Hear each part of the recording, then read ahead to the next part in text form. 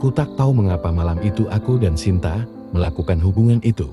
Kami tidak bisa mengendalikan emosi kami. Malam ini akan kuceritakan kisahku ini.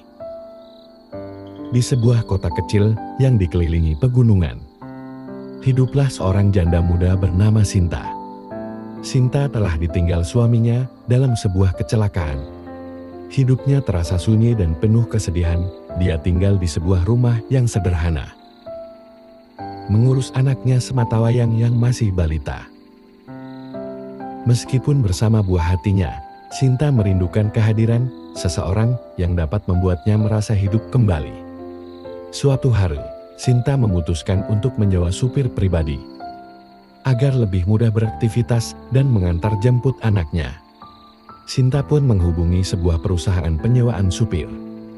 Tak lama kemudian, seorang pemuda bernama Arman datang ke rumahnya.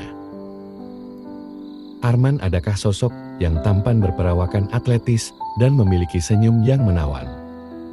Meskipun masih muda, Arman terlihat dewasa dan bertanggung jawab. Sinta merasa sesuatu yang berbeda saat pertama kali melihat pemuda tampan itu. Meskipun Sinta berusaha menahan perasaannya, hatinya bergetar setiap Arman mengemudikan mobilnya. Ada getar-getar cinta di dadanya, sepertinya Sinta menyukainya. Mereka mulai bercerita. Dalam setiap perjalanan, Sinta merasa sangat nyaman berbicara dengan Arman. Arman seorang pemerhati sikap santunnya yang selalu mendengarkan dengan penuh perhatian, membuat Sinta merasa dihargai dan diperhatikan. Pemuda tampan itu sepertinya menghidupkan hatinya yang gersang. Seiring berjalannya waktu, hubungan mereka semakin dekat. Arman tidak hanya sebagai supir, tetapi teman baik Sinta. Bahkan Arman sering membantu Sinta dengan pekerjaan rumah tangganya.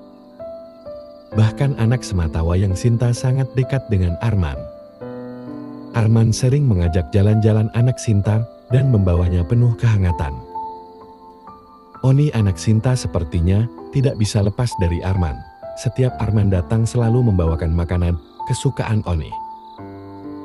Arman tidak pernah hitung-hitungan dengan keluarga ini, sepertinya Arman tulus hatinya.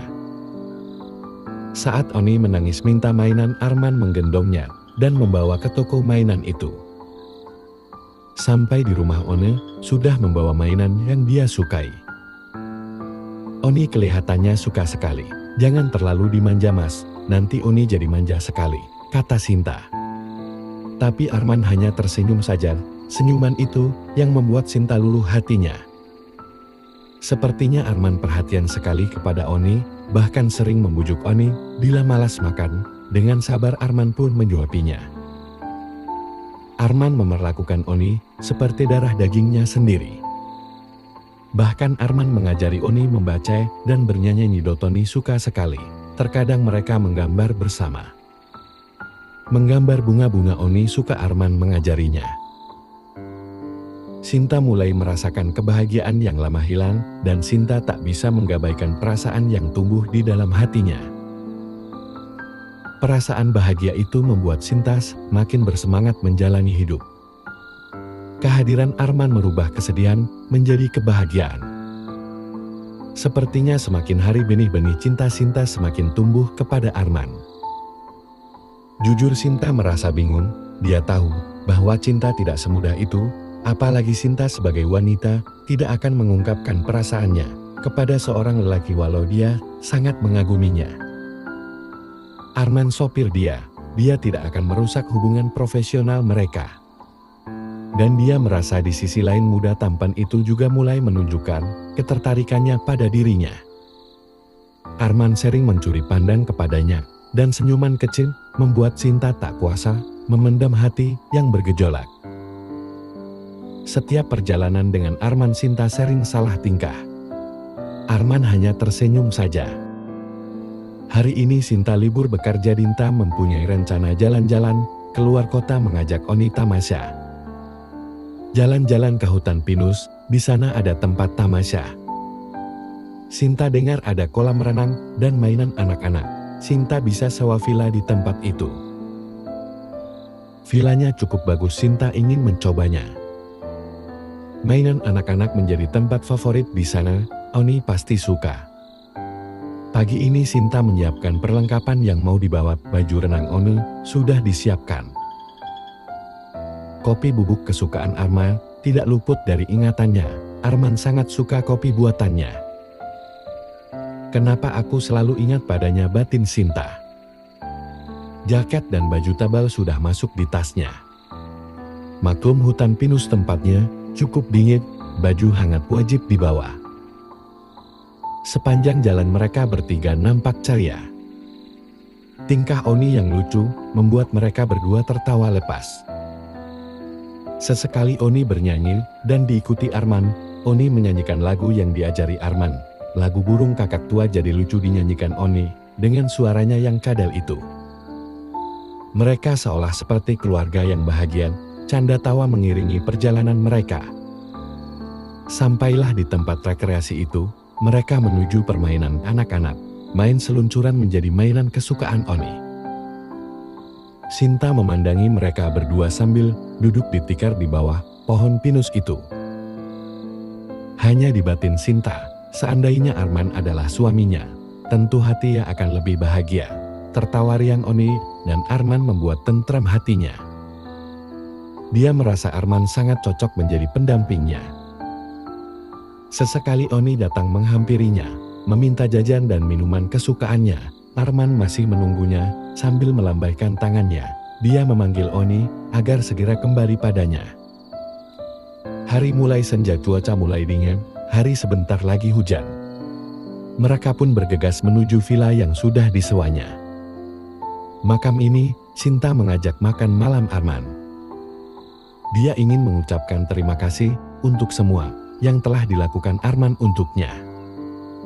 Sampai di meja makan suasana semakin hangat. Sinta mengenakan gaun sederhana yang membuatnya terlihat cantik.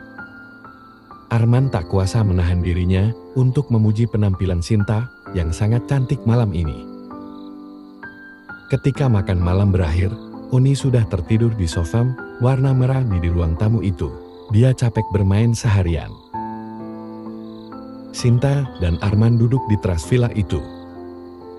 Memandang gerimis hujan yang mulai reda, dan bintang di angkasa mulai menunjukkan indahnya. Dalam keheningan malam yang indah itu, Arman memberanikan diri untuk mengungkapkan perasaannya. Sinta, saya tahu ini mungkin terdengar aneh, tapi saya mulai tertarik dan jatuh cinta padamu. Kamu adalah wanita yang sabar, sosok yang kuat dan penuh kasih, dan aku merasa beruntung bisa mengenalmu. Sinta terdiam, hatinya bergetar. Via menyadari bahwa perasaannya terhadap Arman juga sangat dalam. Dengan mata berkaca-kaca, Sinta menjawab, saya juga merasakan hal yang sama Arman. Tetapi kita harus berhati-hati, dunia ini tidak selalu menerima cinta seperti ini. Arman mengangguk, saya mengerit, tetapi percayalah, saya siap menghadapi apapun demi kita. Arman menggenggam jemari Sinta. Sinta merasa bahagia, kepalanya disandarkan di pundak Arman. Sinta merasa lega dan bahagia. Mereka pun memutuskan menjalin hubungan. Berusaha saling mengenal lebih dalam. Sinta kembali menemukan cinta, senyuman, dan kebahagiaan yang telah hilang, sedangkan Arman mendapatkan kekasih hatinya. Mereka berdua masuk ke villa itu. Arman mengangkat anak kecil itu ke pembaringannya. Sinta masih duduk di sofa warna merah itu. Arman datang menghampirinya. Mereka mesra berpelukan, bak dunia milik mereka berdua. Tanpa disadari mereka melakukan itu, cinta itu buta, mereka mencari kebahagiaannya. Kisah cinta mereka adalah perjalanan yang indah. Penuh liku dan tantangan, tetapi juga penuh harapan. Mereka belajar bahwa cinta sejati itu bisa datang dari tempat tak terduga. Dan bahwa kebahagiaan itu bisa ditemukan meski di tengah kesedihan yang pernah ada. Dan di balik kemudi bahtera rumah tangga, mereka saling mendukung untuk melanjutkan hidup dengan penuh kebahagiaan. 1 bulan telah berlalu, Sinta dan Arman telah menikah. Sinta mendapatkan lagi yang selama ini tidak didapatkannya.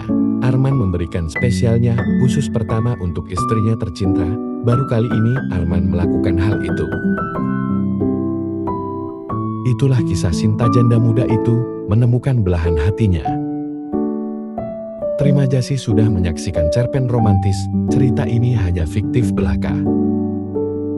Ikuti kisah-kisah cerpen romantis.